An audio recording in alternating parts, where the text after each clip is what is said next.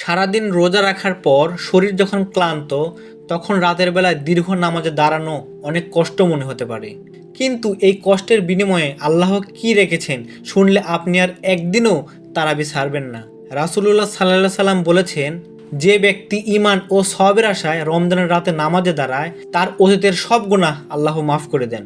একটু ভাবুন, শুধু কয়েক ঘন্টা আল্লাহর সামনে দাঁড়িয়ে কোরআন শোনার কারণে আপনার জীবনের সব পাপ মুছে যাচ্ছে। এই সময় আসমান থেকে রহমতের ফেরেশতারা নেমে আসে এবং মুসল্লিদের সাথে আমিন আমিন বলতে থাকে।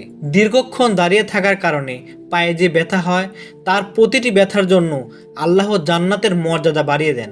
রমজানের যে কোনো নফল ও সুন্নত ইবাদতের সওয়াবও ফরজের সমান হয়ে যায়। তাহলে তারাবির সওয়াব কত বিশাল!